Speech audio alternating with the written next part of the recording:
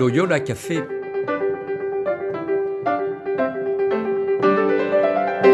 Loyola Café, on y discute philosophie et théologie.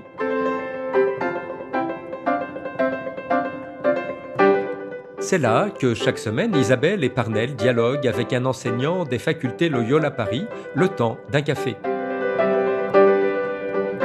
L'émission d'aujourd'hui est animée par Isabelle de la Garandrie.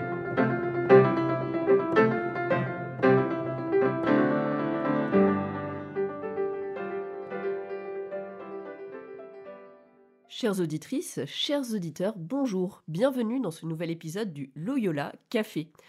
Aujourd'hui, nous recevons non pas un, mais deux invités. Nous recevons Patrick Goujon et Dominique Ionia-Prat. Bonjour. Bonjour. Dominique Ionia-Prat, vous êtes historien, directeur d'études émérite à l'EHESS et ancien directeur du César, le Centre d'études en sciences sociales du religieux. Ça va nous intéresser justement dans ce podcast. Et puis Patrick Goujon, vous êtes jésuite, docteur en théologie et en anthropologie historique, professeur et chercheur à Oxford actuellement, membre du César et rédacteur en chef des recherches de sciences religieuses. Et nous vous recevons justement à deux voix aujourd'hui sur le thème du dernier numéro des recherches de sciences religieuses, qui sera aussi le thème du prochain colloque, qui aura lieu du 14 au 16 novembre 2024, intitulé « Théologie et sciences sociales ».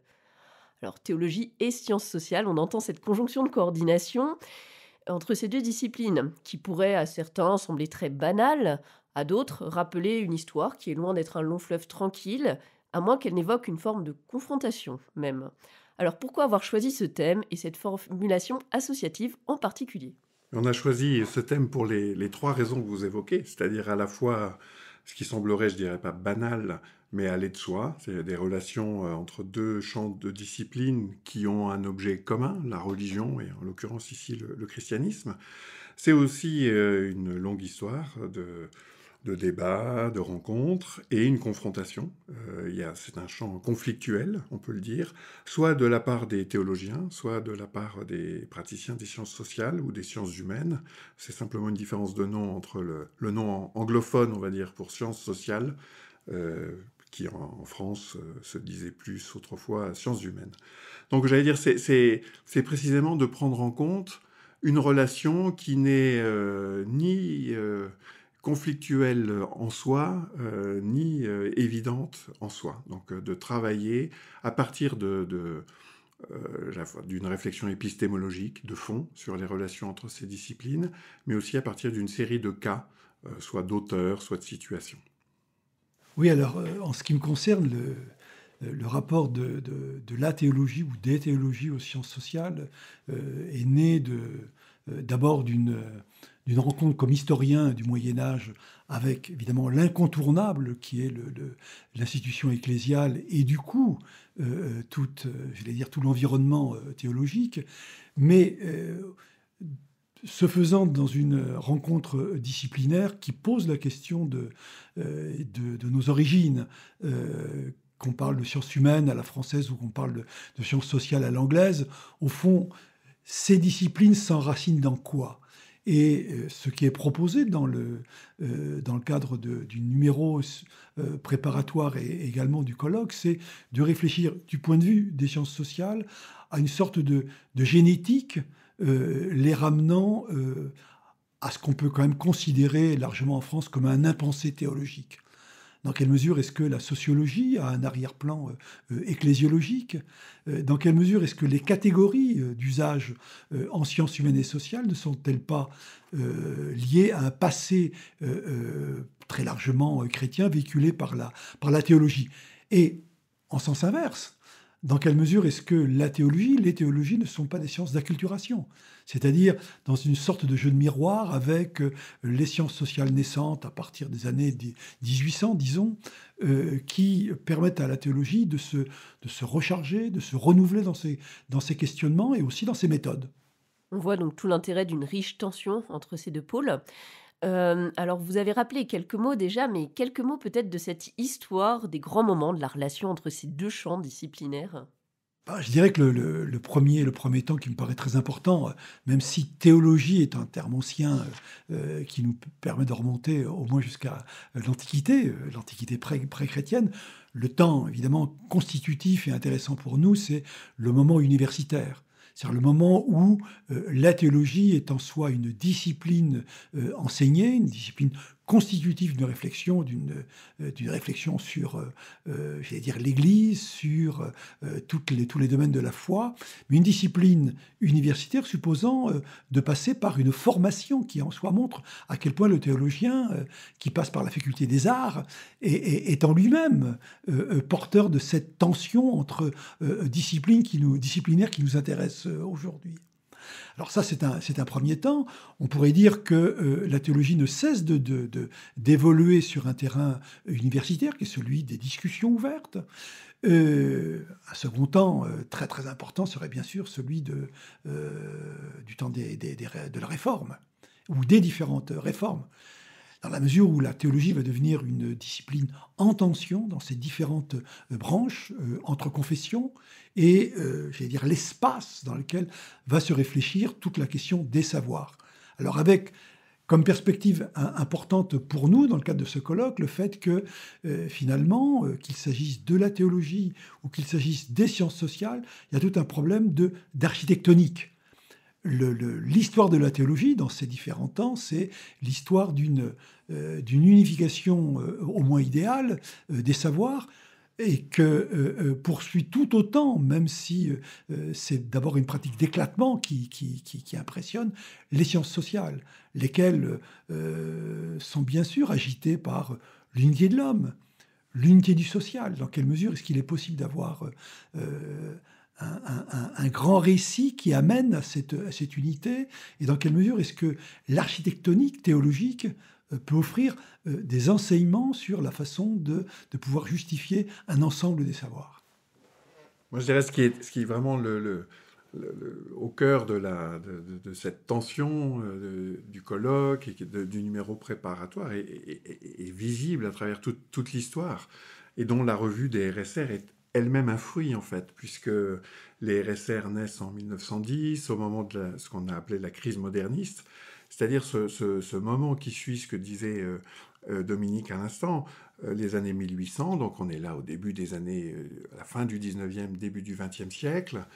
L'histoire a fait son entrée dans les sciences bibliques, un rapport critique au texte également, y compris à l'établissement des textes, et qui vient réinterroger la positivité des lectures de l'écriture, mais aussi de l'histoire des dogmes. C'est-à-dire que devient quasiment impossible une lecture éternelle qui postulerait une espèce de continuité historique ou sans histoire plutôt des dogmes. Et c'est de cette confrontation interne au christianisme également, puisque là les sciences historiques sont pratiquées par des clercs tout autant que par des non-clercs. Donc c'est de l'intérieur que va éclater un autre débat qui n'est pas celui, on va dire, d'une opposition entre non-foi et foi, mais des manières même de se rapporter à l'intelligence de la foi. C'est donc très riche, et notons, même si vous avez parfois un petit peu joué sur singulier et pluriel, que dans le titre même du colloque, vous utilisez un singulier, la théologie, face à un pluriel, les sciences sociales. Alors, est-ce un singulier qui rencontre un pluriel ? Peut-être qu'il reste un brin de cet idéalisme dont parlait Dominique à l'instant, c'est-à-dire que la théologie est une discipline faite d'une myriade de disciplines, donc de fait il faudrait dire les théologies, mais plus fondamentalement encore, on sait très bien que la théologie inclut une diversité de positions théologiques. Alors peut-être qu'il aurait fallu choisir les théologies, mais j'allais dire là, peut-être c'est une raison moins importante, mais il y a une clarté du propos qui se serait perdue, et le pluriel des sciences humaines est inscrit dans la pratique même des sciences humaines. Cela dit, on touche là des questions de fond, justement, c'est ce que je disais à l'instant, sur la possibilité d'une intelligibilité de la foi, mais qui vient du coup interroger la prétention, parfois inavouée, des sciences sociales à détenir un discours global sur la société. Alors, Dominique l'a évoqué, il y a court à travers le colloque cette interrogation, au fond, renvoyée à l'une et à l'autre des disciplines. Mais quel est l'acte épistémologique? Que cherchez-vous à connaître et que cherchez-vous à connaître ensemble? Oui, un autre singulier que nous employons dans la préparation du colloque, c'est celle de logique théologique. La logique théologique des sciences sociales. Comme si finalement, dans la quête partagée des sciences sociales, parce qu'au fond, notre position, c'est de soutenir que les théologiens appartiennent aux sciences sociales.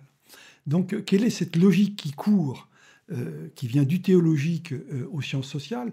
C'est finalement une sorte de logique unitaire qu'on essaye de trouver à travers des thématiques, hein, et à travers aussi des œuvres.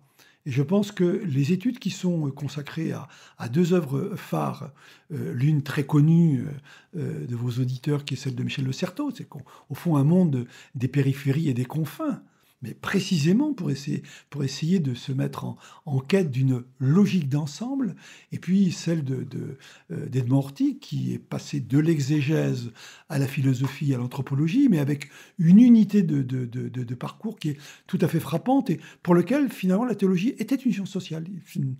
Précisément une assertion qu'il n'a cessé de faire à travers son œuvre. Donc finalement, il y a une forme presque d'unité ou de recherche d'unification dans le propos. On se rappelle que le rapport de Lassiaz émettait le souhait que les sciences humaines soient plus présentes dans la formation des séminaristes, notamment. Alors, est-ce qu'aujourd'hui, il y a un kairos, un moment opportun pour un rapprochement plus fort, justement, peut-être une recherche d'unification entre les sciences sociales et la théologie? Ce qui est certain, c'est que je trouve qu'il serait difficile pour des apprentis théologiens d'apprendre à faire de la théologie dans le monde dans lequel nous sommes en ne connaissant pas les sciences sociales. Puisqu'au fond, si la foi se vit dans l'histoire, ce qui fait partie, pour le coup, de la confession de foi chrétienne, del Credo, sous Ponce Pilate, voilà, une référence historique qui montre bien qu'on n'est pas simplement dans les vérités éternelles, donc rend quasi nécessaire, en fait, organique. Les sciences sociales, on pourrait dire, font partie de l'organicité des sciences théologiques. Il a fallu le rappeler parce que je pense qu'après une longue période, on va dire des années 50 aux années 80, où les théologiens, et même bien avant en réalité, on évoquait le modernisme, les années 1910, où les théologiens étaient formés eux-mêmes à l'histoire, à la critique aux langues anciennes, à la critique textuelle, donc avaient au fond des médiations de savoir pour penser le religieux et le religieux contemporain. Le risque a été, ces 20-30 dernières années, de constituer la théologie comme une science autonome et surtout comme une science qui n'a à s'ouvrir à aucune autre. Donc, il y a eu le rapport de Lassiaz, il y a eu en fait, en réalité bien avant, 4 à 5 années avant, une lettre du pape sur la réforme des études ecclésiastiques, rappelant la nécessité des sciences humaines. Donc oui, il y a un kairos interne à la théologie, à l'Église. Alors, inversement, je pense qu'il y a effectivement un temps, un kairos du théologique pour les sciences sociales, essentiellement pour deux raisons. La première raison me semble être une raison historiographique, c'est-à-dire la réflexion ou l'autoréflexion de ces disciplines par rapport à leur histoire. Et il est évident que dans un mouvement de ce type-là, qui est un mouvement au fond de classement des archives intellectuelles, de retour sur les temps et sur les figures fondatrices, on se retrouve là dans des conjonctures qui sont la conjoncture des années 60, avec la création des grandes branches universitaires enseignées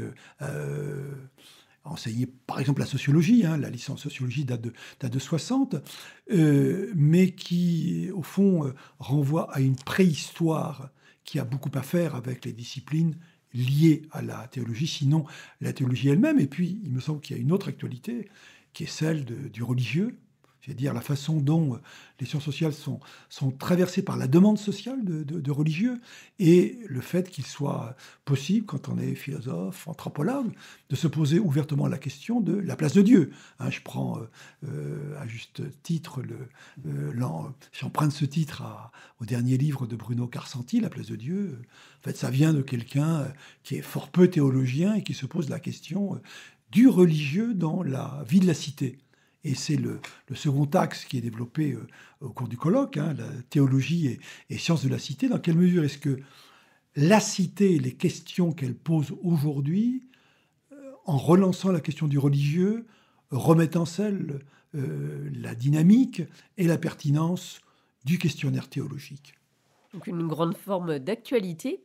Alors pour en venir plus justement, vous l'évoquiez sur le colloque à venir et sur ce numéro de préparation, qu'attendez-vous de ce numéro et du colloque plus largement?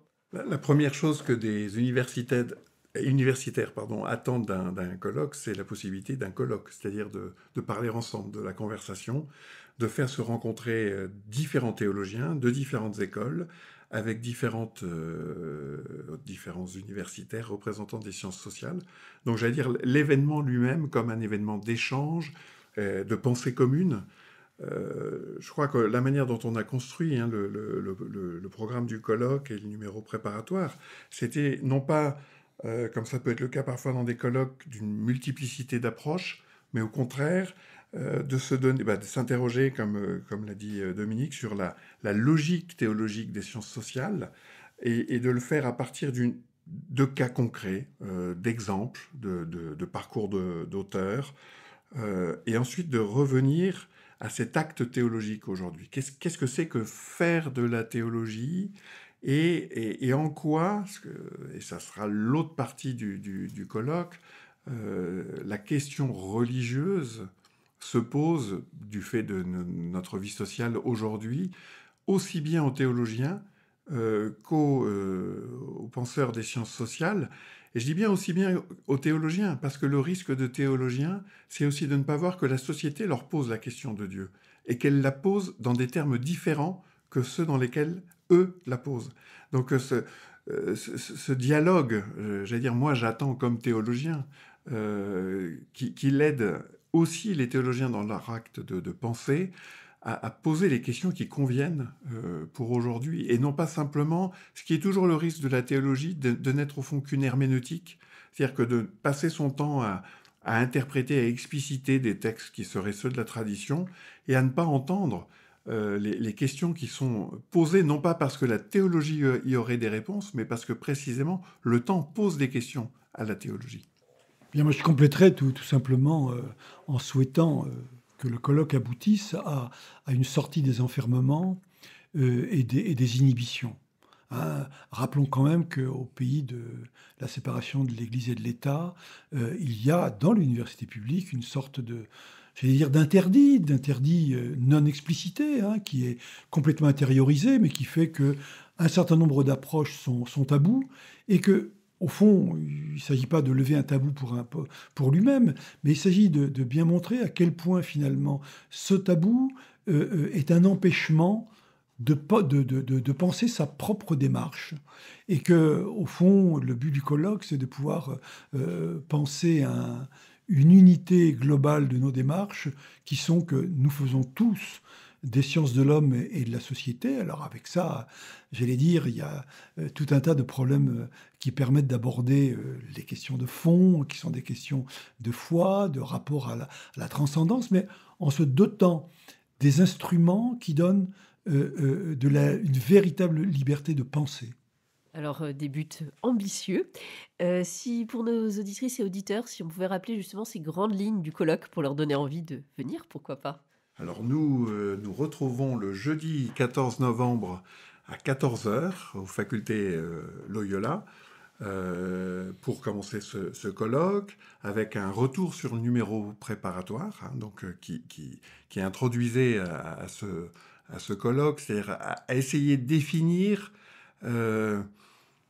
ce qu'on entend, au fond, simplement par ces termes de théologie, par l'appartenance du théologien à non seulement l'adhésion à la foi, mais l'appartenance à une institution.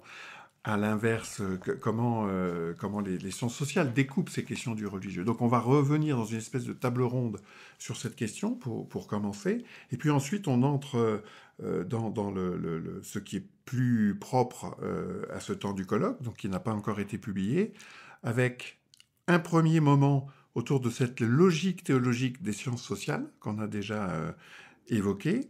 On va revenir sur la naissance de l'université et la place que la théologie y a joué, sur le moment aussi très singulier du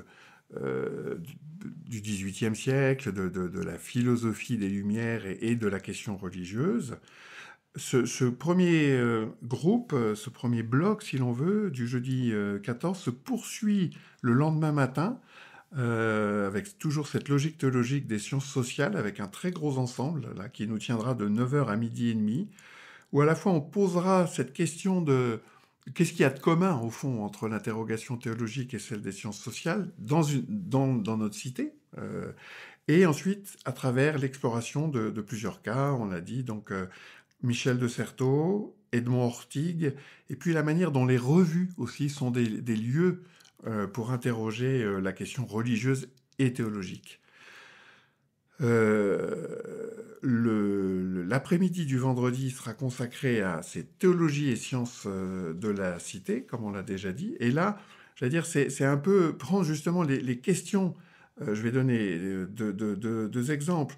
La question de la sexualité d'un côté et la question éthique, comme dans les débats sur la fin de vie, sont des questions qui peuvent être traitées par ces deux champs de discipline. Bon, eh bien, comment elles se rencontrent, comment ces questions sont-elles traitées? Voilà, deux exemples possibles, mais on touchera aussi à des questions sur le rapport à la psychanalyse, par exemple. Et puis le samedi matin, pour maintenir aussi la discussion ouverte, on prendra un cas d'espèce qui est celui des ministères. Les ministères sont étudiés par les sociologues parce qu'ils font partie de la hiérarchisation que l'Église, de l'organisation sociale, plus exactement que l'Église, se donne. Donc, comment on peut l'analyser en termes simplement sociaux? Et est-ce que l'ecclésiologie, qui a plus en charge ces questions-là, se retrouve dans cette manière d'interroger la pratique ecclésiale? Ça nous amènera, ce cas d'espèce nous amènera à un débat avec des sociologues et des théologiens sur ce qu'on évoquait tout à l'heure, c'est-à-dire quel est ce grand récit qui aujourd'hui nous permet en société de donner ou non une place à Dieu. Voilà. Donc est-ce que Dieu a encore une place dans le grand récit de nos sociétés? Est-ce que nos sociétés ont encore un grand récit? Et d'essayer de le confronter. Donc ça nous conduit au samedi matin. Je n'ai pas mentionné la conférence qui se tiendra le jeudi soir à l'Institut catholique de Paris, avec qui nous sommes en collaboration pour ce colloque comme tous les 2 ans au RSR, qui portera sur l'acte théologique aujourd'hui. Qu'est-ce que faire de la théologie aujourd'hui ? Avec cette difficulté, le conférencier Vincent Holzer, professeur à l'Institut catholique, parle d'un nœud irrésolu de différenciation. Alors le terme est un peu complexe, mais justement pour nous faire entrer dans la difficulté même de cet acte théologique, on pourrait le dire simplement, c'est que ça serait vraiment une illusion de croire que la théologie existe en soi sans ces autres sciences, et en particulier les sciences sociales. Nous approchons de la fin de ce podcast, alors l'un comme l'autre, auriez-vous un mot de la fin?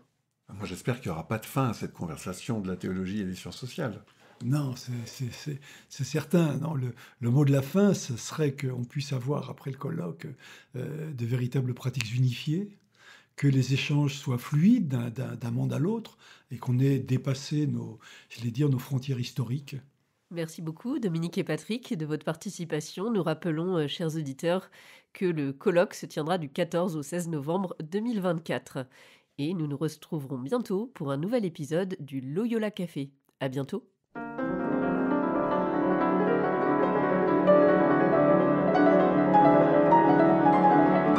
Vous écoutiez Loyola Café, le podcast des facultés Loyola Paris. Pour ne rater aucun épisode, abonnez-vous gratuitement sur votre application préférée, Spotify, Deezer, Apple Podcast ou YouTube Podcast.